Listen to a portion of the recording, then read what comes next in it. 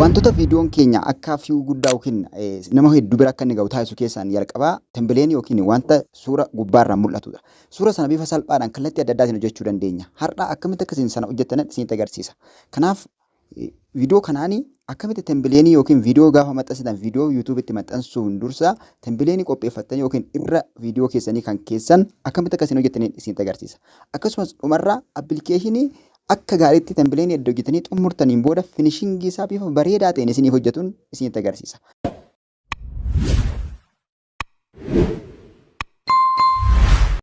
An pixel artii fayyadamtanii akkamitti akkasii hojjetan isinitti agarsiisa. Pixel artiin Play Store irraa bifa firii ta'een argama. Akkasumas piroo isaa barbaadnaan gara Telegram chaanaalii furtuu appii yoo deemtan liinkii isaa as jala argattu.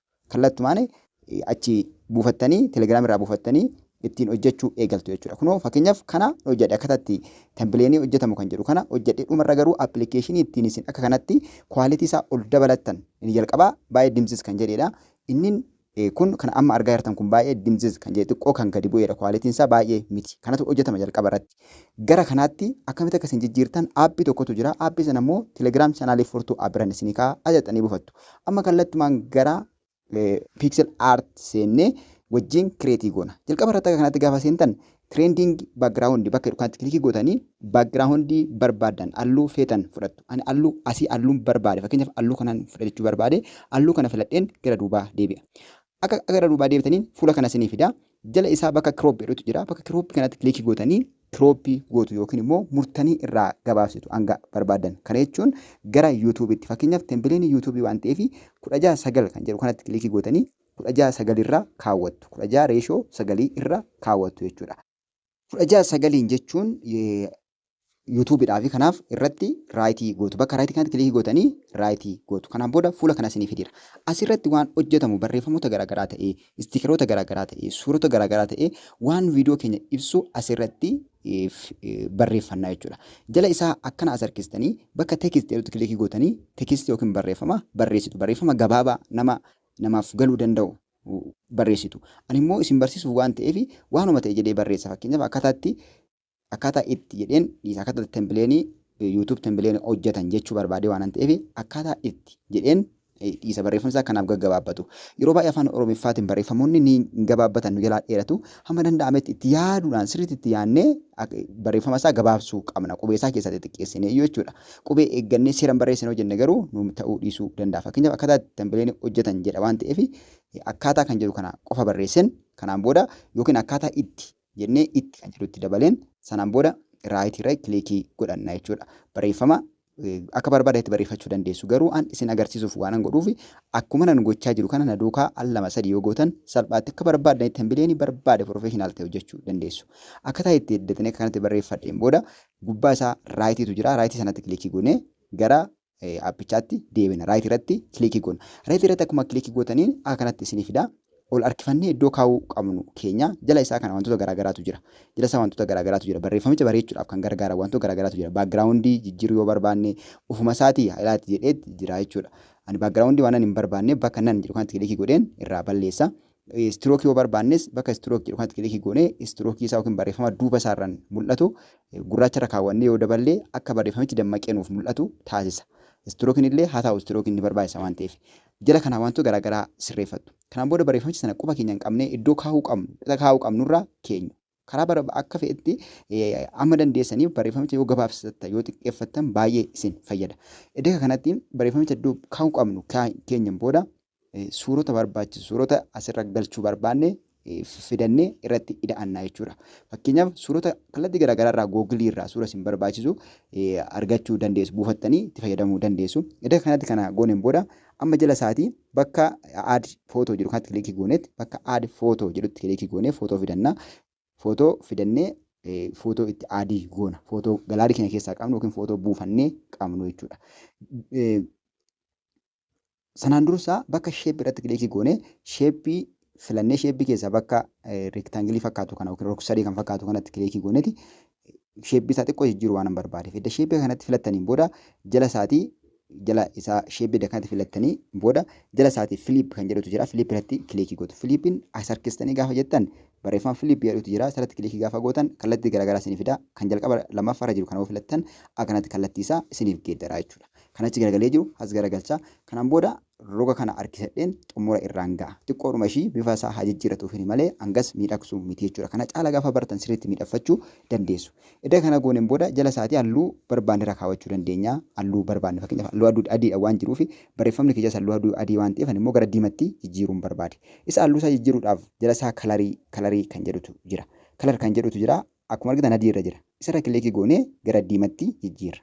Gubbaa kana as harkifannee diimaa yookiin iddoo reediin jiru kanatti diimatti kilikii goona. Akkanatti iddaa fidattaniin booda gubbaa isaatii bakka wal irra taa'ee jiru kana fakkaatu irratti kilikii gochuudhaan move down kan jedhutti kilikii goonee gara duubatti dabarsinaa jechuudha. Barreeffamnis akka nuuf bahu. Iddoo kanatti kilikii gooneen booda ammallee kan akka kanatti sirreeffattaniin booda akka barbaaddeetti kan sirreeffataniin booda add footoo iddoo irratti kilikii goonee footoo bilbila keenya keessaa fidannaa jechuudha. Footoo irratti galchinu. Fakkeenyaaf footoo tokko filadheen fidee isinitti agarsiisa.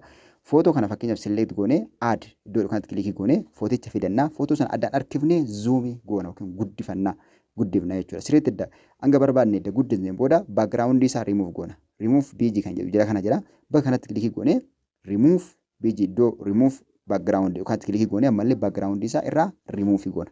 Background kanatti remove idda gootaniin booda ammallee sirriitti qabdanii qarqara qabdanii harkifattanii sirreeffattu jechuudha. Akka silaa ta'uu qabutti iddoo taa'uu qabu edda keessaniin booda akka kanatti dhiistu jechuudha. Barreeffamas tokkoon isaa irra kilikii gochuudhaan sissisitanii akka bifa bareedaa horatu akka kanatti sirreessitanii booda tokkoon isaa waan dabaluu qabdan jechuudha. Waan dabaluu qabdan tokkoon isaa irratti dabaltu. Tokkoon isaa irratti dabalattu jechuudha. Waan asitti bakka qubni shirii yookiin harki kun jiru gidduu kanatti loogoo yuutuubii dabaluun barbaade. Kanaaf jala isaatii bakka sticker jedhutti kilikii gootanii gara duubaa deemnu. Istikeeratti kilikii gaafa gootan waan barbaadan asii argattu. Sarchii bakka mallattoo sarchii kana tuttanii waan barbaadan jettanii sarchii yoo gootan sarchii godhee isinii fida. Fakkeenyaaf YouTube logo jedhee gaafan sarchii godhu akka kanatti YouTube logo naaf fidee kana keessa kan hin barbaade filadheen itti fayyadamuu danda'a. Akkuma kana waan barbaadan jettanii gaafa sarchii hin gootan hundisaa asirra jira. Pixel art kanarra jira jechuudha. Aappiin kun aappii hedduu baay'ee barbaachisaa fi baay'ee namatti toludha. Tembileeni garaagaraa hojjechuudhaaf loogoo garaagaraa hojjechuuf baanariif hedduu isin gargaara. Iddoo kanatti irra kilikii gootanii fiddaniin booda ammallee adda adda harkistanii zoomii gootanii bakka silaa barbaadan iddoo silaa kaa'uu qabdan kaawwattu jechuudha. Iddoo asitti ni bareeda jettanii yaadan ilaallataa kaawwattu. Fakkeenyaaf zoomii sirriitti dheeressee sirriitti bal'iseen bakka kana kaa'a jechuudha. Bakka kana adda keessaniin booda ammallee bakka add text jedhutti kilikii godheen as deebi'ee tekstii itti hidhaa tembileen jedheen barreessaa jechuudha afaan Ingiliffaatiin. Akkanatti eddan barreesseen booda raayitii jennaan. Tembileeni jennee dabarreessiniin booda raayitii jennaanii qarqara isaa lamaan qabnee walitti xiqqeessinee akka inni seeraan mul'atutti gabaabsina jechuudha. Akka inni irra hin dabarreef. Iddoo kanatti sirreeffattaniin booda qarqara isaa qabdanii adda adda harkistanii bal'isuu dandeessu. Qarqara gara gadii yoo qabdan isiniif guddisa.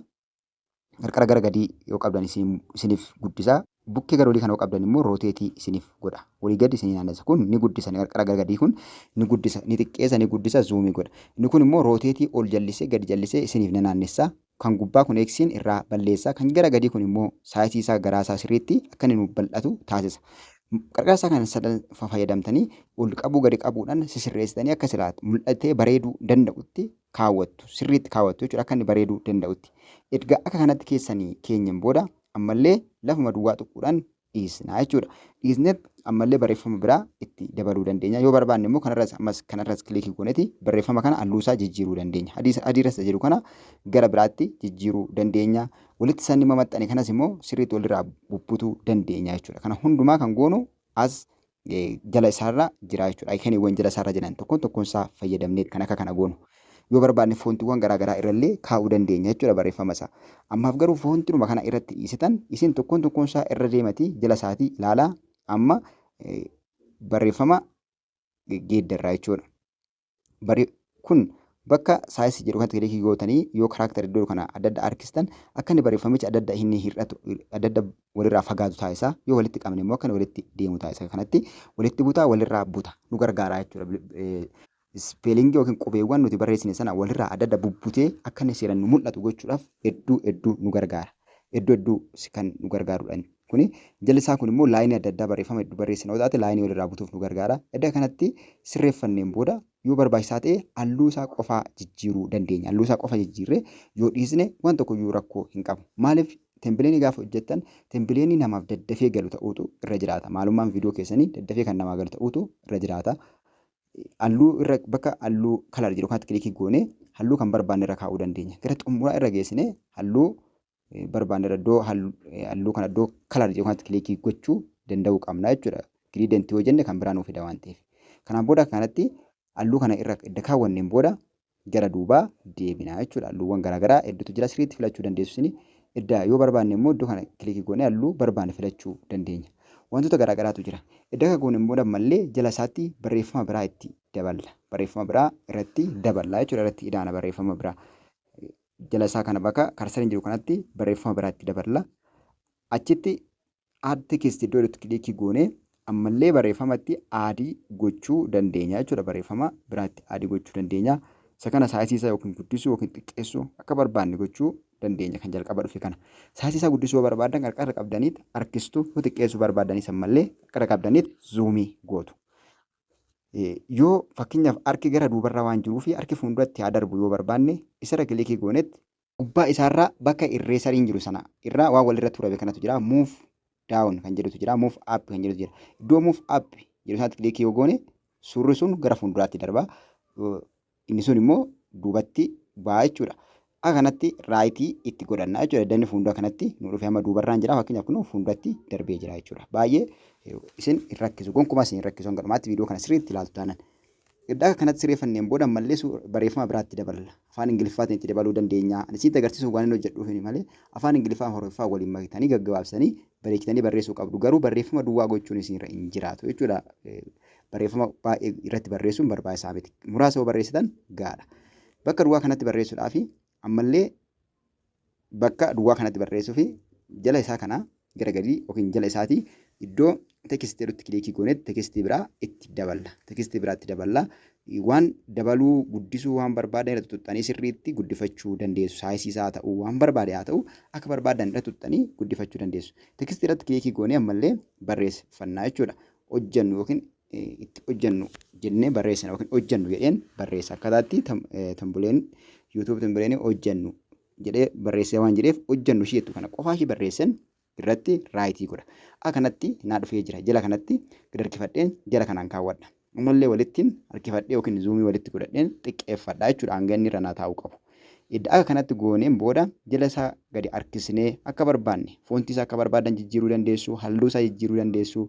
Waan barbaade irra kaa'uu dandeessu. Akka inni walirraa siquufi akkanatti tokkoon isaa sirreessuu dandeessu jechuudha. Walirraa akka inni siqee bareedaa ta'uufi. Edda kanatti barreesseen booda baakgiraawundii isaa iddan bakka kaa'uu qabu kaa'een booda baakgiraawundii isaa gurraacha gochuu waan barbaadeef baakgiraawundii isaa gurraacha gochuu waan barbaadeef irra kilikii goonee sheeppii iddoo itti kilikii goona. Sheeppii filannaa jechuudha. Sheeppii filanna maaliif duuba isaa kana halluu biraa galchuu waan barbaadeef iddoo sheeppii jedhu kanatti kilikii gootu. Duuba viidiyoo keessanii duuba barreeffama kanaa halluu biraa galchuudhaaf bakka sheeppii kanatti kilikii gootu. Sheeppii irratti kilikii goonee bakka rogarfee kana rogarfee qal'aa kana filannee rogarfee kana filanneen booda walirratti bunnee xiqqeeffannaa jechuudha. Muraasa godhanna hanga barreeffamicha qofaaf nu ta'u godhannee dheereffannee duuba viidiyoos duuba barreeffamaas guutuusaa gochuu dandeenya yoo barbaanne yookiin barreeffama qofa duuba gochuu dandeenya yookiin immoo guutummaa hanga dalga guutuusaa ittiin dhoksuu dandeenya jechuudha. Edda kanatti keessaniin booda halluu isaa jijjiiruu dandeenya. Halluu isaa fakkeenyaaf halluu adii irra jira. Adiin kun waan hin taaneef ammallee gara bilaakiitti jijjiirra. Bakka bilaakii irratti kilikii gooneeti kalarii isaa akkanatti geeddaranna. Kanaan booda gubbaadhaa ishee irra jettu sana tunnee move down kan jedhu kana kilikii goonee move down si'a lama kilikii gaafa gootan guutummaa isaa gara duubatti dabarsa. Suuras ol nuu baasee gara duubatti dabarsa jechuudha. Akkanatti sirreeffannee edeenneen booda irratti raayitii godhattu jechuudha. Sirreeffattanii sirriitti tottolfattu jechuudha. Tokkoon barreeffama keessanii iddoo inni taa'ee fi baakgiraawundii fayyadamtan sirriitti tokkoon sana tuttanii sirreeffattu jechuudha. Of eeggannoodhaan akka inni sirriitti bareedee isiniif mul'atu. Isin akka barbaadetu hojjechuu dandeessu. Ammaaf garuu yaaliidhaaf yeroo jalqabaatiif akkanatti kan mana hojjedhe kana narraa ilaaltanii hojjettan booda tembileenii baay'ee babbareedaa ta'e ofii keessaniif akkasumas namoota birootiif illee hojjechuu dandeessu. Sirreessitanii iddoo taa'uun qabu sana ilaaltanii iddoo inni taa'uun qabu kaa'uu qabdu jechuudha. Sirriitti ilaaltanii sosochoostanii ilaaltanii akka inni miidhaguu danda'utti saayisiisaa akka malee yoo guddates gaarii miti. Akkasumas akka malee yoo xixiqqate gaarii miti. Kan namaaf hubatamu ta'utu irra jiraata. Edda sirriitti sirreeffattaniin booda salphaatti seefii godhattu jechuudha. Fakkeenyaaf amma hojjedhee xumureen jira jechuudha. Hojjedhee xumureen jira. Kana sirriitti beekadhaa. Maaliif namoota reefu eegaltanii kan hojjedhe malee kana caala baay'ee adda kan ta'e hojjechuu ni danda'ama. Ammaaf garuu jalqabbiidhaaf isiniif waan ta'uufi namoota haaraa ittiin barachuuf isinii waan ta'uufan kana isiniif hojjedhe. Kana caala hedduu ammayyeessitanii hojjechuu dandeessu. Ammaaf garuu baay'ee salphaa fi bifa salphaan kan hojjetamu kun isin ga'a jedhee waan yaadefini. Isin kanarra dhaabattanii immoo baay'ee speeshaal kan ta'e, baay'ee kan nama hawwatuu fi baay'ee miidhagaa kan ta'e sirriitti fayyadamuu dandeessu. Sababiin isaa viidiyoon hojjedhee viidiyoo barnootaa waan ta'eef baay'ee wantoota dikooreeshinii adda addaa irra kaa'uun hin barbaachisu. Gaadha waan ta'eef jechuudha hangi kun qofti. Sababiin isaa viidiyoo maalii akka ta'e namni adda hubateen booda kan inni itti fayyadamu. Bakka istirookii jedhu kanatti kilikii gootanii istirookii isaa gurraacha gochuu dandeessu. Gurraacha adda gootaniin booda harkistanii akka inni sirriittis irra hin dabarre akka inni barreeffamichi seeraan mul'atu gochuu dandeessu. Istirookii jechuun barreeffama duuba isaarra yoo gurraacha'e barreeffamichi dammaqee sirriitti bareedee mul'ata. Lachansaa istirookii isaa kanatti irra kilikii gootanii iddoo istirookii jedhutti kilikii gootanii kana kan gara gadii kanas bakka istirookii jedhu kanatti kilikii gootanii bakka qubeen taan jirutti kilikii gootanii gurraacha irra kaawwatanii kanatti kan beektan irra kaawwachuu dandeessu, kan barbaadan irra kaawwachuu dandeessu. Ani gurraacha irraan kaa'ee jechuudha. Edda kanas sirreeffattaniin booda gara bilbila keessaniitti seefii gootu jechuudha. Kanaan booda kanatti seefii godhattu iddoo raayitiin jirtu kana kilikii gochuudhaan raayitii tuttu. Kanaan booda mallattoo akka daawunloodii kanatu gubbaarra kun garagalee jira. Ishii kilikii gochuudhaan salphaatti gara galaarii keessaniitti seefii godhattu. Erga seefii godhattaniin booda kwaalitiin isaa akka isinii dabaluuf akka inni sirriitti miidhagaa ta'uu fi maal akka gootanaan isinitti agarsiisa. Jalqaba irratti gara Adobe Photoshop bilbila keessan aappiin isaa firiin argama. Fakkeenyaaf kanaa fi tembileenii kana ilaala. Argatanii kun hedduu dammaqee bareedee mul'ata. Kun immoo xiqqoo isaa damses jedhee gadi bu'ee jira jechuudha kwaalitiin isaa. Akka inni sirriitti bareedu yoo barbaadan immoo aappiin isinitti agarsiisu kana fayyadamtu. Aappilee kana lamaan fayyadamtu. Lachan isaa firiidhaan argattu Play Store irraa. Kun Adobe Photoshopidha. Adobe Photoshopin aappii bilbila keessanitti buustanii edda buustaniin booda bantanii seentanii edda tembileenii ammaa sana fudhattanii deebitu. Tembileenicha fudhee deebi'u. Tembileenicha amma hojjettan kana fudhattanii akkaatti gaafanne isinii fide jala isaatii iddoo adjust jedhu kanatti kilikii gootanii color mix iddoo jedhu kan iddoo color mix jedhutti kilikii gootanii kalarii isaa sirriitti isa dabalamuu qabu. Fakkeenyaaf diimaan isaa dabalamuu yoo barbaadan saatureeshinii isaa kanatti harkistanii diimaa dabaluu dandeessu. Tokkoon halluu barbaadan irra tuttuquudhaan dabaluudhaan saatureeshinii isaa dabaluudhaan kaan immoo qannasuudhaan gadi hir'isuudhaan akka inni sirriitti miidhagu taasisuu dandeessu jechuudha. Kun Adobe Photoshopidha jechuudha. Adobe Photoshop aappii isaa bilbila irra kan jiru. Kanaan booda bakka daawunloodii qabu kana kilikii gootanii daawunloodii godhattu. Isas liinkii isaa Telegram chaanaalii furtuu abbiran isinii ka'a. Daawunloodii godhattanii gara galaarii keessaniitti gadi buufattu. Akka kanatti halluu isaa sirreessitanii halluu isaa kalarii isaa bareeffattaniin booda. Isa dhuma irratti appilikeeshinii kanatu jira. Appilikeeshiniin kun immoo akka gaariitti barreeffamni keessan innaa'insa akka inni isinii ta'u barreeffamicha akkasitti dammaqee mul'atu isiniif taasisa. Aappicha keessa seenuudhaan irra kilikii godhattanii gara galaarii dhattanii kan barbaadan sana fiddanii dhuftu. Sanaan booda start iddoo yookaan kilikii gootanii start iddoo jedhutti kilikii gootaniiti startii gootu innuu go it isiniin jedha go it jettuun. Kanaan booda sakandii 7 lakkaa'ee kanatti hanga 900 lakkaa'uudhaan akka kanatti bareechee kwaalitii isaa isiniif dabala. Aappii kana lamaan saayyuu Telegram chaanaalii furtuu abira isiniif kaa'eera. Akka kanatti tembileenii bareedaa viidiyoo keessaniif isiniif ta'u hojjetachuu dandeessu. Itti gargaaramaa. Viidiyoo kana laayikii gochuu hin dagatinaa. Namoonni haaraan sabiskiraayib godhaa. Akkasumas gaafii qabdan immoo koomentii irratti barreessaa. Itti fayyadamaa isiniin jedhaan nagaan naa turaa. Viidiyoon isinii qabalee dhufe kana fakkaata. Yeroo biraa immoo kan kanarra hedduu ammayyaa fi isin fayyaduun isiniif fidee dhufa. Nagaan naa turaa. Yeroo gaarii viidiyoo biraatiin wal agarra. Nagaatti.